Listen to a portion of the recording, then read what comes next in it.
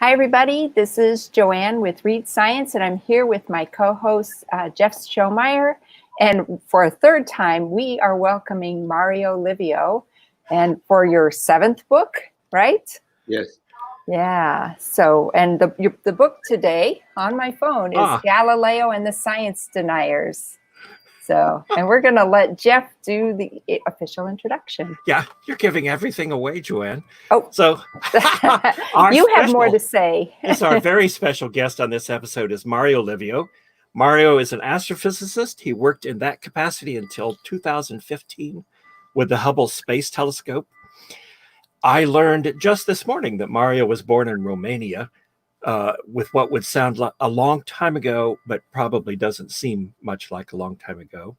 I also read that he is, quote, the Baltimore Symphony Orchestra's official science advisor, which I thought sounded like a pretty sweet gig, really, that I'd enjoy. He also writes popular science books, at least 7 of them so far. I realized I became acquainted with Mario when I read his book, The Golden Ratio, about 15 years ago. It took us a while to talk together. We know him here at Read Science because we've previously talked twice about his books, Brilliant Blunders and Why, What Makes Us Curious. The first time we talked was only our 4th episode, way back in 2013. He's back with us for his unprecedented 3rd visit to talk about his new book, Galileo and the Science Deniers. We'll be sending you your frequent interlocutor card later. Well, welcome back, Mario. It's a pleasure. Thank you. My pleasure to be here again. Joanne. Yeah, I suppose I should have a first question. I have many questions. So interesting. As you mentioned in the book, lots of books have been written about Galileo. True. So let's start with the obvious question. Why did you want to write a book about Galileo? Right. It's a good question. And in fact, one that I thought about myself. Yeah. Well, clearly I've always been fascinated by Galileo. I'm an astrophysicist. I worked as an astrophysicist much of my life. He's definitely the founder of modern astronomy and astrophysics. So there is a connection there. I also realized that most, if not all, the book written about Galileo, biographies in particular, were written mostly by science historians. Mm-hmm. And not by sort of active research astronomers or astrophysicists. So I thought that, I can perhaps provide something new there in terms of, putting his science in the context of what we know today and how those things develop. So that was one motivation.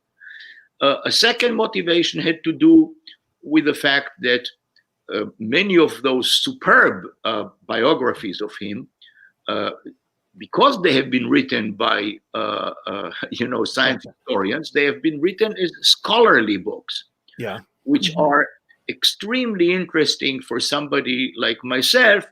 But the average, even educated reader, there are too many details there, and they are not that accessible. And I decided to write an accurate yet not too detailed or too long book about him.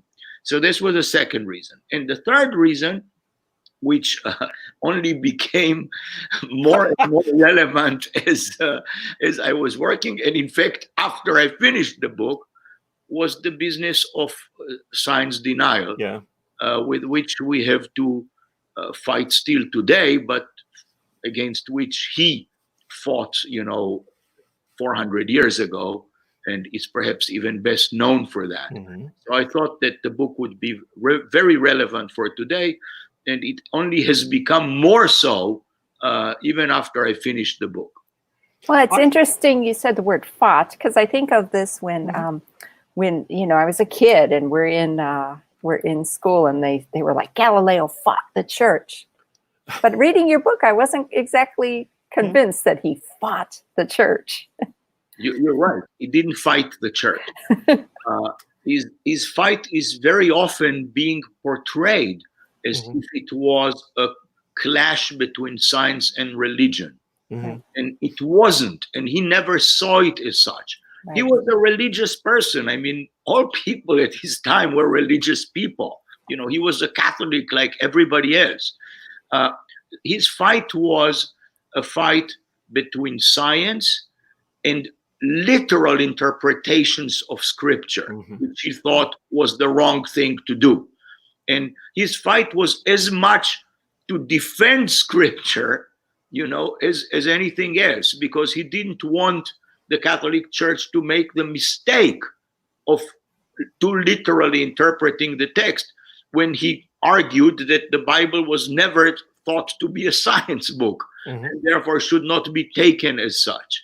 So so he didn't fight the church in that sense. He fought uh, for intellectual freedom, if you like. There was a very interesting. It came up again in the late 19th century when after Darwin had published uh, The origin of species. the species origin of species, and there was some perceived conflict that I think was more than he thought. But wasn't it Leo 13th who wrote his famous statement that truth cannot contradict truth? And so there has to be a way to resolve these two things we take to be true. And that seemed very much almost in the foreground when you were talking about the conversations between Galileo and his inquisitors, that they recognized that these things could be both true, and they had to resolve the conflict somehow. Right. Well, Galileo himself said scripture can never err. Yeah. He said that. So basically said, so if there is an apparent conflict, Mhm. it means that we have just didn't understand exactly, because he argued, look, the Bible was written for the common people to understand it, and it was written for our salvation and not, to teach us science. He pointed out, look, even the planets are not named there. It's true.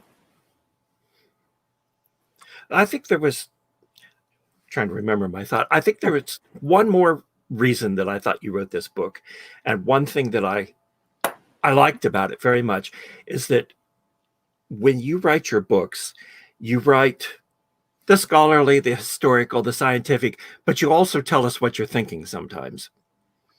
Yes. And so I feel, and it's not that it's entirely personal and it's all about you, but you're there always talking with us about these things. And I valued the fact that you presented these ideas, you looked at these conflicts, you discussed them, and then you told us what you thought about them too, so that we knew what you were thinking, which I found a very interesting and a valuable contribution. Do you think I'm wrong? No. You notice that, don't you? No, I think you're absolutely right. I mean, very often in the book, I say,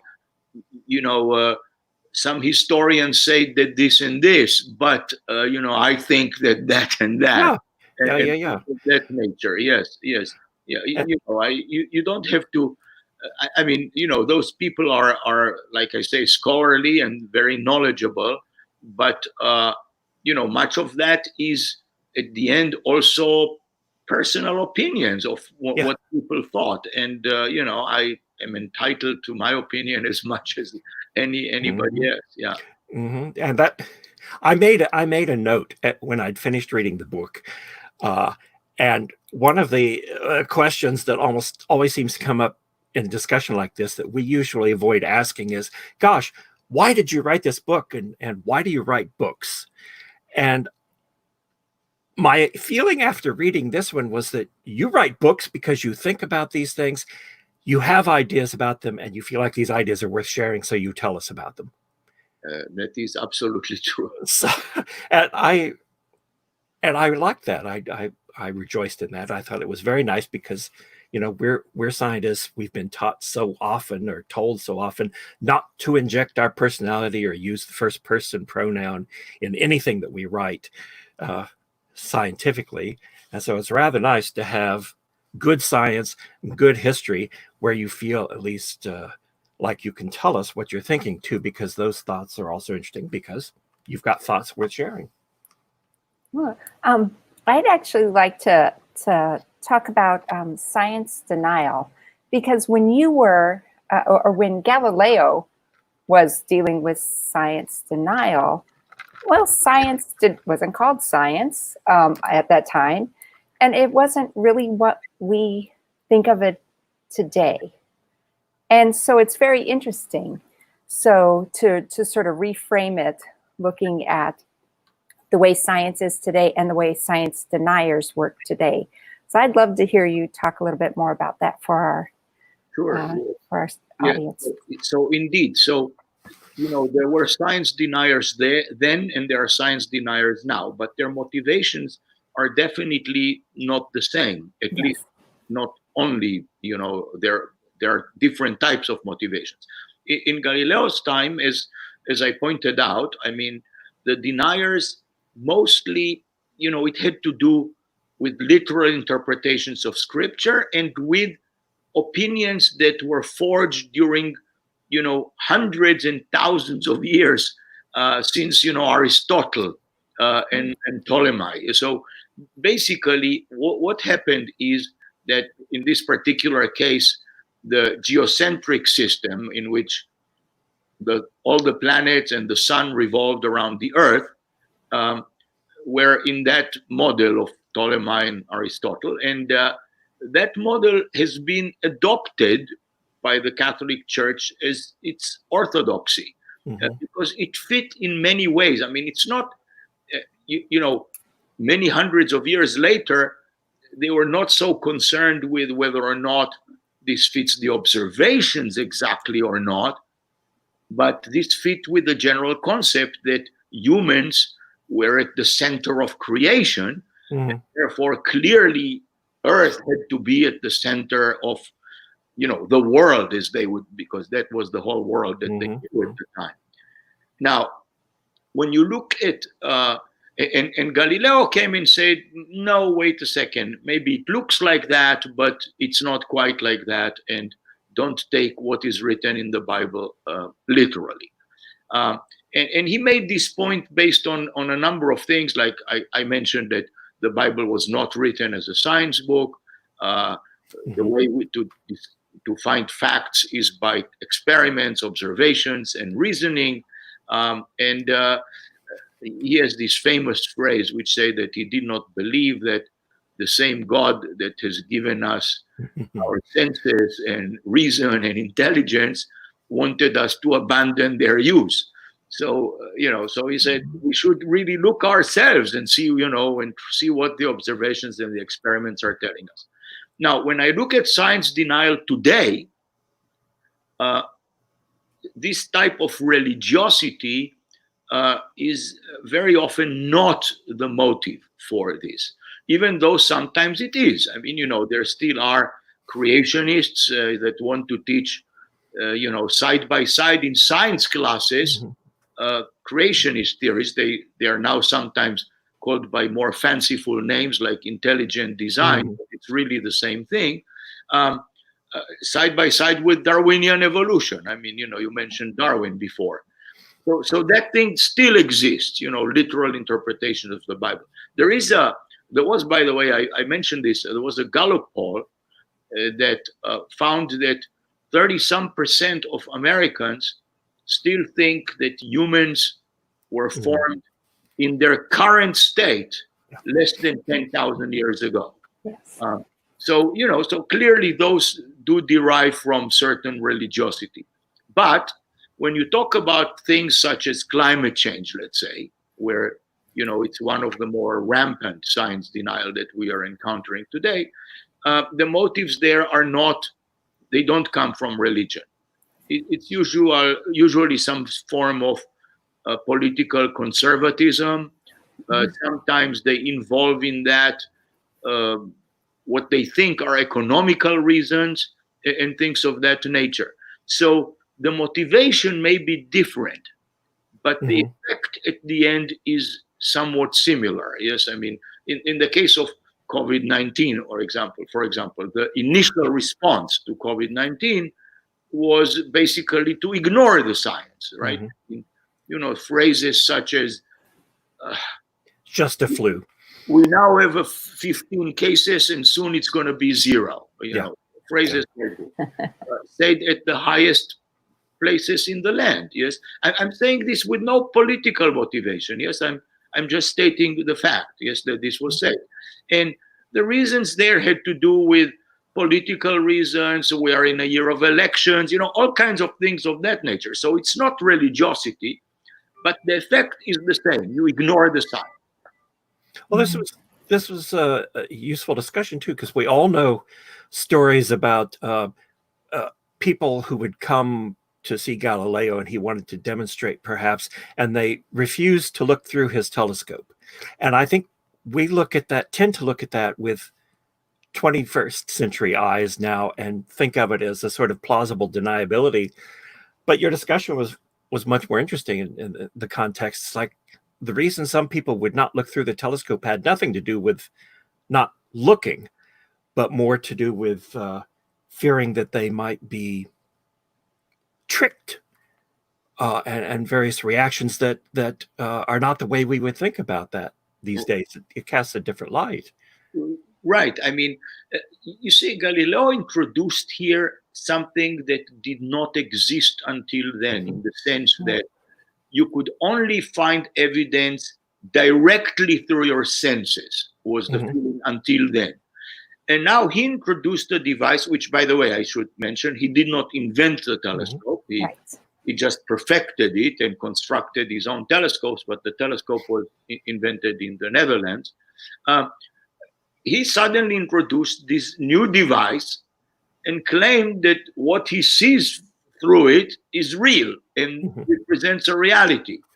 And, people at some level, maybe even justifiably in the very early stages, said, but how do I know that what you see there is not some artifact of this device, of this magic that you are bringing here, and so on. And it was only after, people like the Jesuit astronomers from the Collegio Romano in Rome confirmed his observations that, people started to say, okay, now we have to understand what we're seeing, but certainly what we see is there. So that took a while to actually convince people of that. And that was exceedingly novel because, like you said, this is the first time ever that someone came along and said, with this device, I see something that's real, but you can't see it unless you use this device. Right. So it's sort of something that enhances your senses. Yes, and that sounds suspicious, surely, the first time it happens. Right. And there are lots of firsts for Galileo, right, that you mentioned. I made the short list of things that he revolutionized, that you said: astronomy and astrophysics, laws of motion and mechanics, relation between man and reality, and experimental science. Not bad for one person. And I would add to that the introduction of mathematics as the language of the universe. Yes. Right. Which is, I don't know, barely recognizable, perhaps, if we look at it from this viewpoint, but he did do it, and he was quantifying it, and the whole idea of how, maybe we should talk a bit about how he almost certainly did not drop those things off the Leaning Tower. I was going to say, why don't we talk about that? But there is a great lesson behind that of how he discovered how he could do diluting gravity. Right. Is not an obvious thing to do. That was a major shift in order to discover the things that lie behind that story of the Pisa Tower. Yeah. Actually, there are a few things about Galileo. You see, he has many discoveries, and many of them, he did with a telescope. So his greatness was more in understanding what he saw and deriving, numerical facts from that. But there are some things where, to be honest, I just cannot imagine how he thought of that. Yeah. And one of them is this thing about, he wanted to study free fall. Right. To study free fall, you have to drop objects to see them fall. Okay. And he had this intuition somehow, which you cannot understand how he had that if not for the air resistance, bodies of different weight would fall at the same rate and, would reach the ground together. but he couldn't experiment to actually show that. He had an intuition that that's how it should be. Now, to actually drop bodies and measure the time that they fall was very difficult at his time. Back There were then, no yeah. good time measuring devices at the time. Yeah. So he had this incredible idea that to use inclined planes and drop, bodies down inclined planes, because he said, look, free fall is an extreme case of an inclined plane when I put the inclined plane vertical to the ground, but I can put it at a very, very small angle to the ground, and then it would fall much more slowly. It would roll much more slowly, and that allows me to measure time more accurately. So this was an incredible idea on his part. Now I read that now and I think, well, how did he just overlook that thing that's like when it's doing this, it's rolling down and not falling? But hey, it works. I've done it in the lab. We can just look past that. Yeah, and well, and in principle, you can also, if you make an inclined, very, very shiny kind of, you actually can think slide down, Yes. That's my introductory physics teacher always said that we would buy those demonstration tools from the Ideal Pulley Company, where things have no mass and no friction. But let me say something which is actually for students who study physics in high school. Okay. Yeah. You see, I don't know if that is still done today, but when I was in high school, we did problems of inclined planes to death. Yes. And we solved problems with inclined planes. And even then, as a student, I thought, but what? I mean, how come that I do so much with inclined planes, where, in everyday life, I don't encounter so many.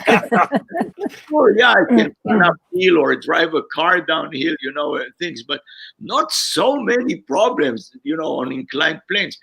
But once, you read about Galileo, you suddenly understand what a revolution in thinking this inclined plane represented.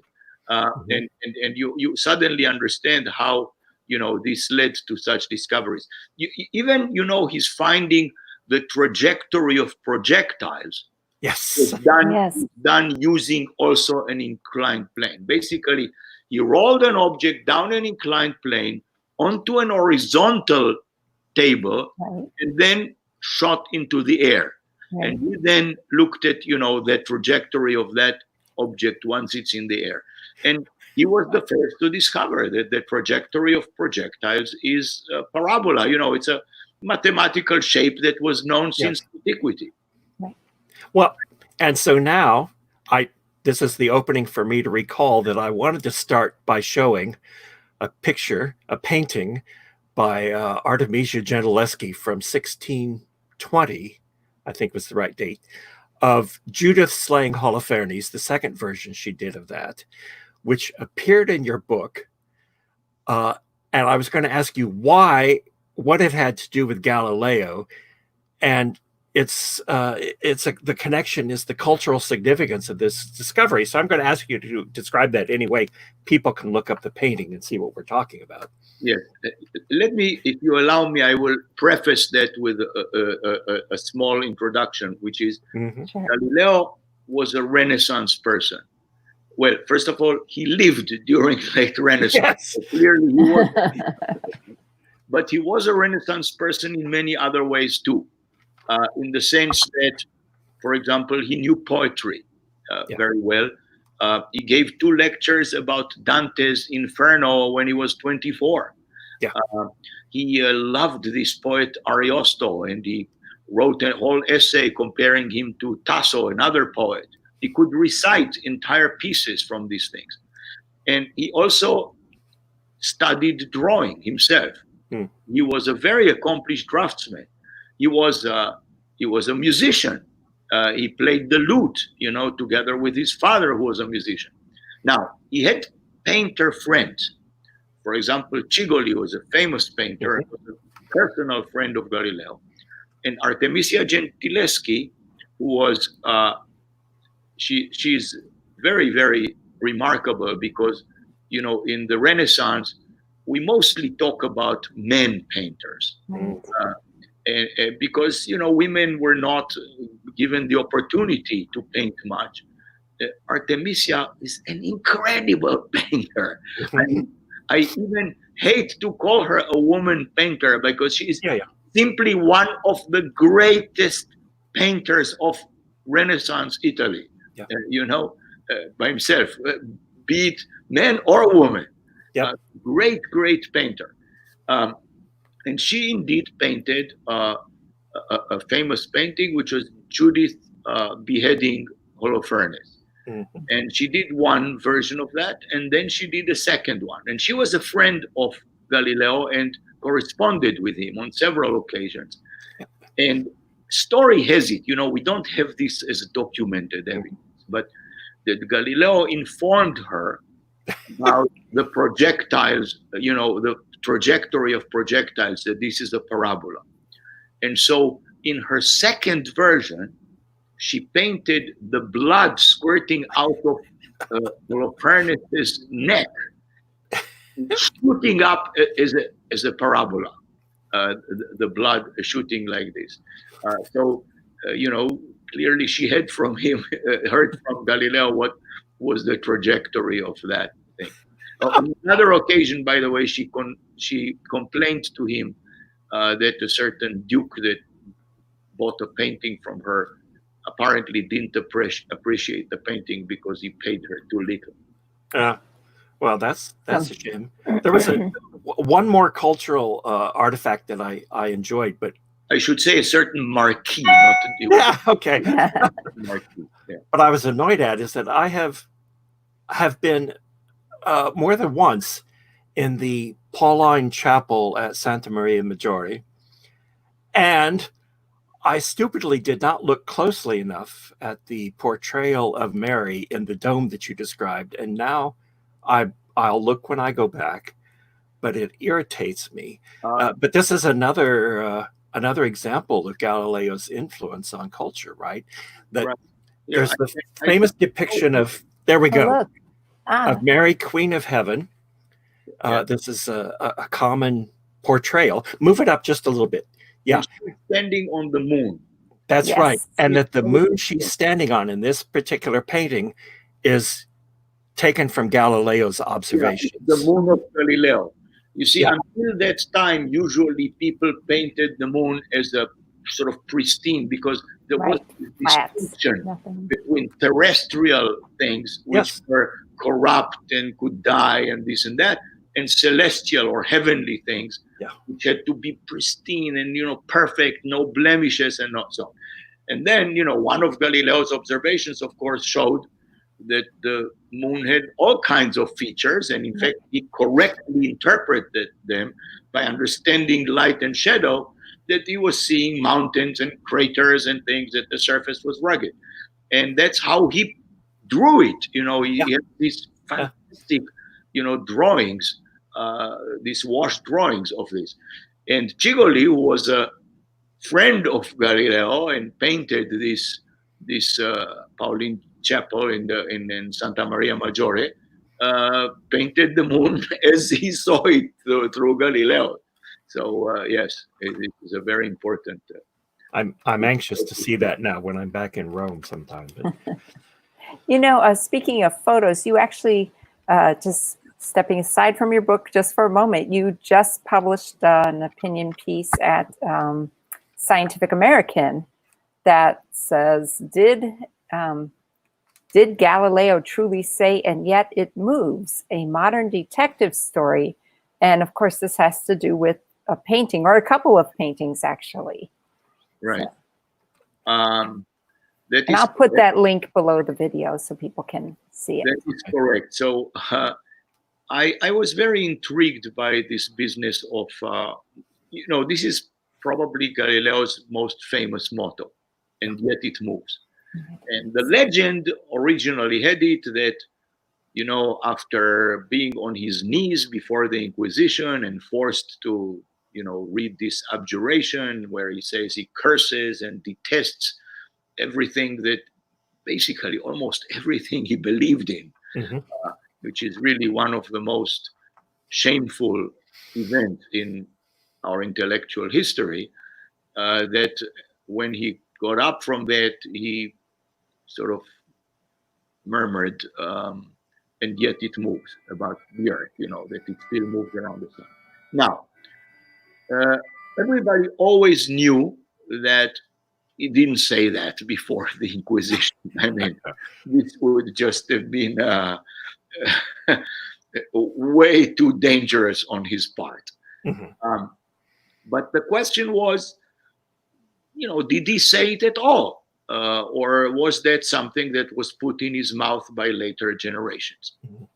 And Favaro, who is the person responsible for almost everything we know about Galileo, because he wrote this multi-volume, incredible biography of Galileo and his work. He published this at the beginning of the 20th century.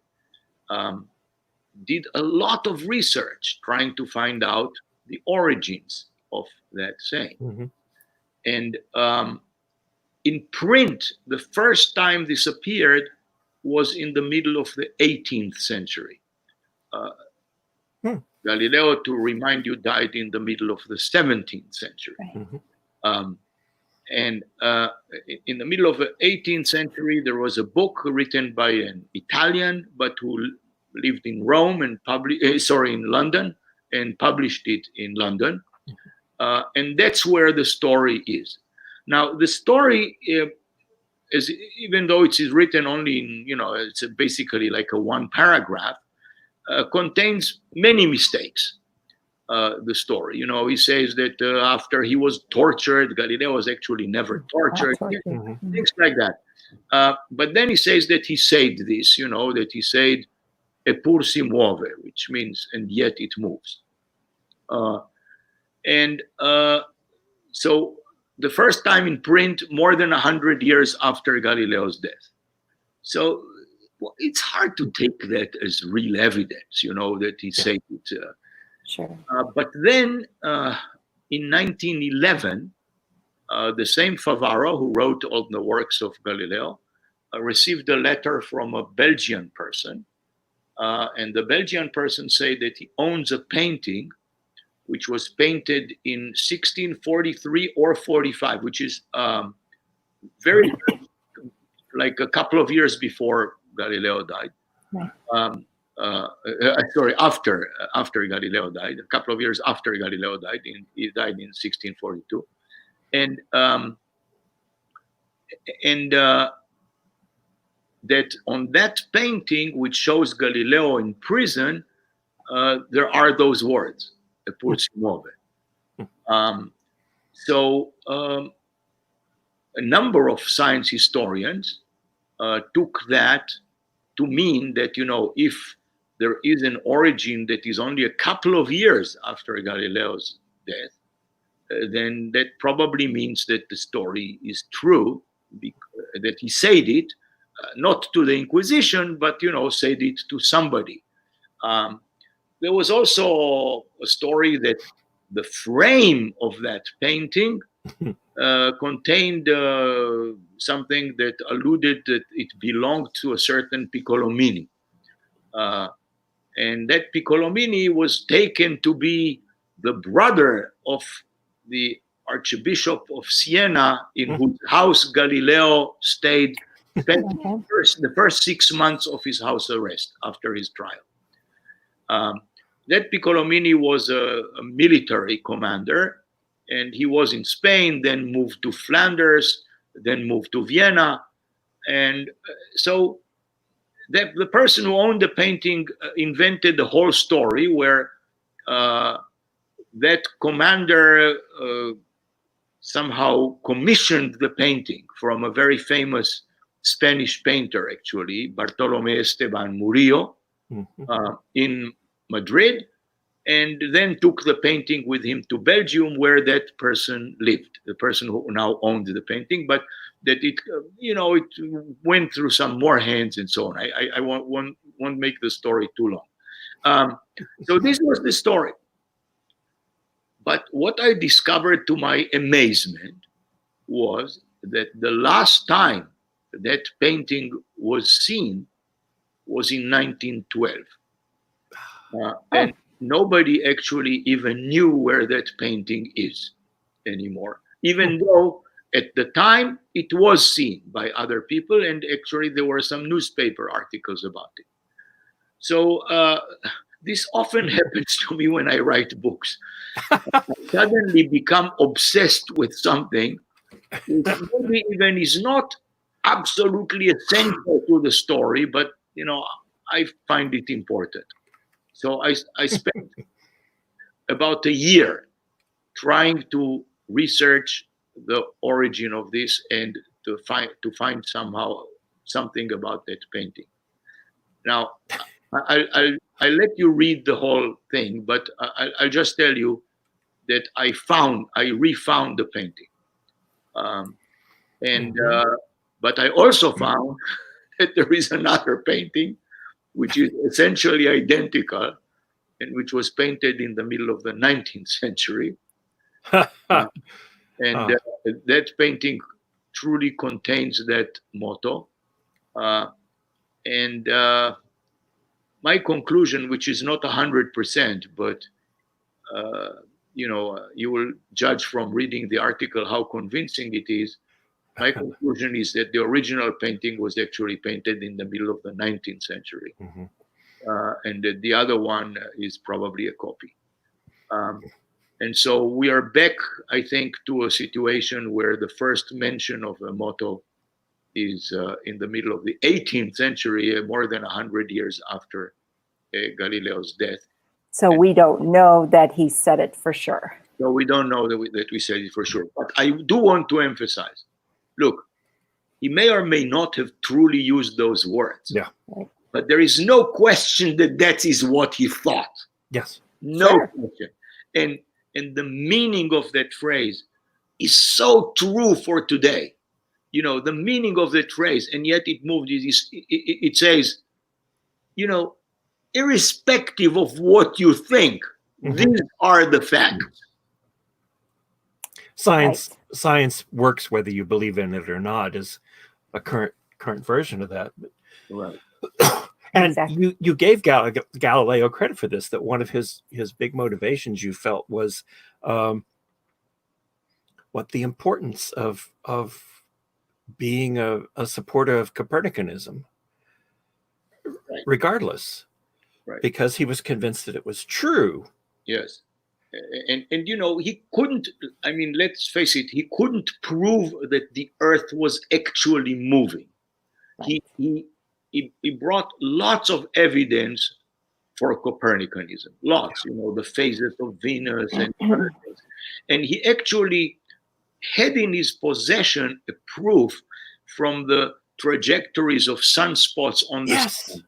I'd never seen that before. That's a fabulous thing. Yeah, but he didn't know enough to really prove that from that. He claimed that also shows, but he really didn't know enough to prove that. But look, he basically completely discredited the geocentric model. Right. He couldn't completely discredit some sort of a hybrid model that astronomer Tycho Brahe suggested, which was that all the other planets revolve around the sun, but the sun itself revolves around the Earth. Now, Galileo didn't like that, and I, as a scientist, would not have liked it either. It has too many moving parts, So so I'm not surprised that Galileo didn't like that. But what is true, that all the evidence he had could not fully disprove this particular model. Yeah. Okay, I have another essay question I'd like to hear about for a little bit, which was one of the revolutionary points being redefining people's relationship with reality which is linked in my mind with the idea that we think of Galileo as the father of experimental science. So if you would tell me what you think about how he redefined our relationship with reality and the importance of that, and how that came about. And admittedly, that's most of the book. But... Yeah. Well, the point I made earlier, and I will make again. I mean, Galileo established that there is only one way to determine truths about reality, and that is to do experiments, to do observations, and then to reason based on the results of those experiments and observations. Now, initially, he probably started by not doing real experiments, but thought experiments. Thought experiments is, when you sort of try to think through what would be the outcome if I did an experiment like this. To give you an example, you see, he claimed that when you drop a heavy object and a light object, they fall at the same rate. Galileo claimed that no, the heavy object falls much faster than the light object. Because, on Earth, that's very often your experience because of air resistance, and all that. But Galileo argued with this thought experiment. Imagine that I have two objects, one heavy and one light, and I now tie them together. And I drop that. And I compare that to how the heavy object would have fallen. So I could say the following. Well, on one hand, the light object supposedly falls slower than the heavy object. So when I tie them together, this would fall slower than the heavy object because the light object would sort of slow it down, right? On the other hand, the tied together object is heavier than the heavy object, and therefore it should fall faster than the heavy object. So you get into a contradiction. So, and you understand that from a thought experiment, not one that you actually do. So he started with thought experiments, but then he started doing real experiments. And the experiments, as we pointed out, were with inclined planes, with dropping objects. He did drop objects, by the way, too. Just probably not from the Leaning Tower of Pisa, but drop objects. So he did all of that. And then, of course, in astronomy, he did the observations. He had this telescope. As I say, telescopes existed before him, but people looked at things here on the ground or at ships or, at sea and things like that. He actually turned that telescope into the heavens and tried to see what it will tell him there. And it told him. At the beginning of the book, and a lot of that we've discussed already is clear, but the central question that you were looking at was why do we still talk about Galileo? Yes, well, I hope I made that clear. Yes. Not only was he a giant of science, I mean, if you ask any working scientist, to name kind of the three greatest scientists of all time, then the names that immediately come to mind are Galileo, Newton, Einstein. Yeah. And then you can add many other great scientists, Sure. and people like this and so on. But these are the first three names that come to mind, Galileo, Newton, Einstein. So that's, of course, one reason that we still talk about him. Second is his fight for intellectual freedom, which was so important at his time and is so important today. I mean, we should never take intellectual freedom for granted. So that's the second reason. And the third is the business of science denial, which unfortunately you would have thought that 400 years later we would not have to fight those fights anymore. I mean, for heaven's sake, even two popes now agreed that Galileo was right. That's right. That's right. But unfortunately we still encounter science denial. Yeah. So, and I think another thing that comes through very strongly in your book is that science and the arts don't have to be separate. Yes. I was just thinking about that. Yeah, Do we want to talk about C.P. Snow and his two domains, whatever? Yeah. I'm not a big fan of that, but well, it should all flow together really well. He was lamenting something. C.P. Snow was lamenting something. He was lamenting what he saw as a schism between the humanities and sciences. That's what he saw, because he saw that intellectuals from the humanities were excluding scientists and mocking them for not knowing, literature and the arts, while at the same time not recognizing that they themselves knew very little about the sciences. Now, Galileo, as I pointed out, was a Renaissance person. He knew the sciences and he knew much about the humanities, and to him, this distinction would have been unconscionable,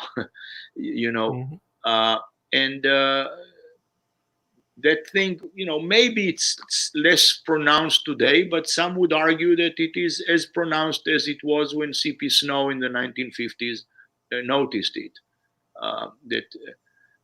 You talk about everybody needing to read Shakespeare or see a play by Shakespeare and so on, and somehow it is not made equally obvious that everyone should know that there are such things as laws of nature and what they imply. This is not to say that everybody needs to be a scientist. Right. Absolutely not. But people need to respect science, believe in science, and follow the science, and appreciate what science is doing. The current COVID-19 pandemic is a perfect example of that we should follow the science and we should appreciate what scientists are doing here. So this is why I devoted the chapter to this. And I wrote down something, a quotation from the book. You said that the key point that Galileo made was that scientific knowledge, when presented adequately, is not beyond the grasp of non-scientists. And since he regarded it as an essential part of human culture, literally, everybody should strive to acquire it. Yes, I think that's absolutely true. And there's, with the, I don't know, current generation, the zeitgeist, whatever, but there seems to be, in the last, I don't know, decade or two, some more movement of making an explicit connection between sciences and the arts, so that we, the careful of us today talk about STEAM rather than STEM careers and studies and things, and trying, I think, maybe succeeding some in acknowledging these, the value of this cross-fertilization, right? Yes, I absolutely believe so. I mean, I think, in particular, I think that it feeds into creativity. Yeah. Yes. Because you mentioned that you had an episode with me where I talked about curiosity. Yeah. Right. When you are curious, it means you try to get interested in many things, and that gives you the opportunity, to take ideas from one domain, apply them in another, and this is really at some level at the bottom of creativity, right? I mean, using ideas from one place and applying them in new places, unexpected places, even. Yeah, right. Exactly. Well, you had a nice quotation from Martha Nussbaum. I've got that too. Yeah. Education needs to impart skills of critical thinking, and it needs to cultivate the imagination. Right.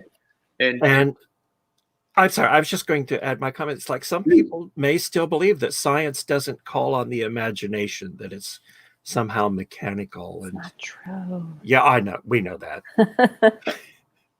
Listen, thinking to do free fall on inclined planes requires a lot of imagination. And formulating the law of inertia Mm. that if no forces act on something, then it would go on moving with the speed it has on a straight line, required a lot of imagination because Yes. you cannot do an experiment like that. Right. So he had to imagine that that is the situation. And that is why we still talk about Galileo. Exactly. Exactly. It's funny. I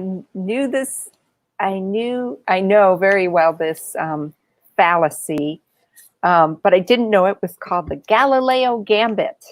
Yeah. That people think, well, because people persecute me and say I'm wrong, therefore I'm right. Yes. And I was like, I didn't know it had a word. I mean, I knew it was a fallacy. I get plenty of emails, as surely you do, that, here, let me tell you about my theory of the world and how the moon came to be or something. And I'm like, okay.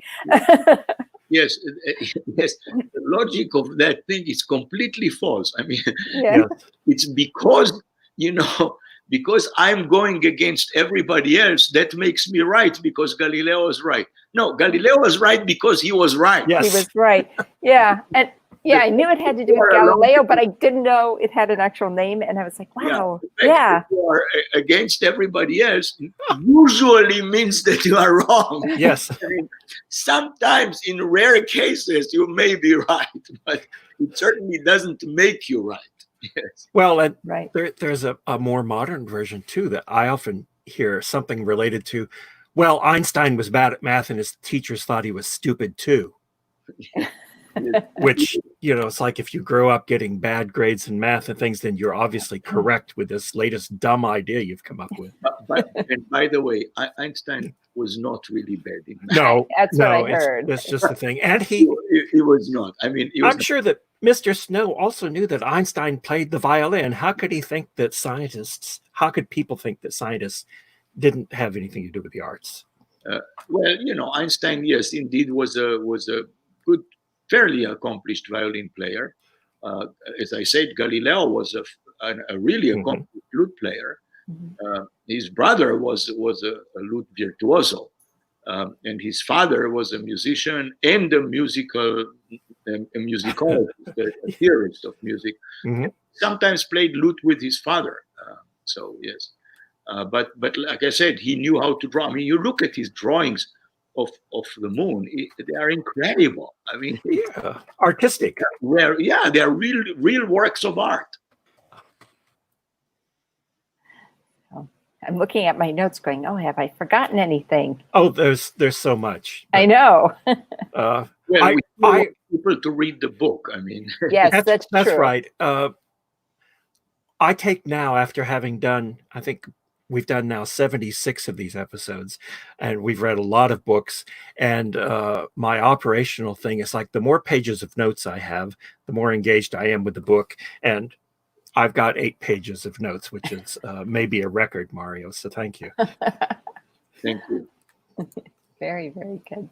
So, Jeff, do you have anything else that you want to pull up from your 8 pages of notes? No, there were just so many things, but but it is good. And I think I've already touched on the things that I want. That, it's like, why retell this story of Galileo?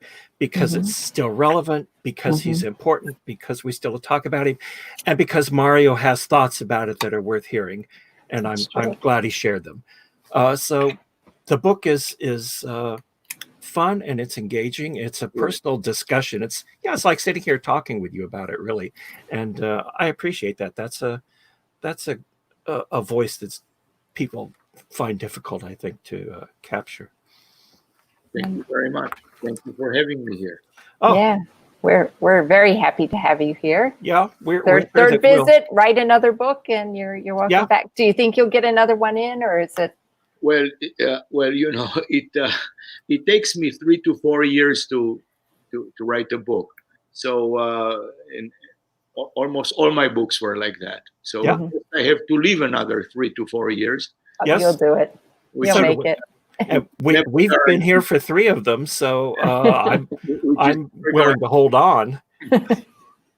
So anyhow, but certainly I will think about writing another book, but we would have to. Usually as we get to the end, Joanne asks, so I guess I should ask, is there anything that we managed to avoid talking about that you'd really like to bring up or mention as a last thought here for people? No, I think my big thought from all of this, which I think, hopefully shine through everything we talked about here, is believe in science. Mm-hmm. And follow the science. It is so important, in the state that we currently are, and especially during this really horrible pandemic. I mean, this is something that, definitely I could have lived without. Yes. And the number of dead is just so horrifying. And, we're still at the beginning of May. Yeah. Right. I mean, we already hit the numbers predicted, to be till August, originally. Well, originally after mitigation, and so yes. on. So this is really horrible, and we should do everything we can, to save as many lives as we can. And we are great. I, like everybody else, should be so grateful to all the healthcare professionals and everybody, who provides us the food, the mail, the this, the that. It is incredible, but we should believe in the science. Right. The science is pointing out this was coming, and it should have been a science-led effort all along. So I agree. But while you're inside, you might as well read Mario's book. Yes. That's very good. And thank you so much for coming on again. And really, really glad to have read your book at this time. Thank you. All right. Okay, everybody. Thank you so much for joining us with Mario and Jeff. And hopefully, we'll see Mario again soon. Right. Thank you. Thanks, Mario. Later.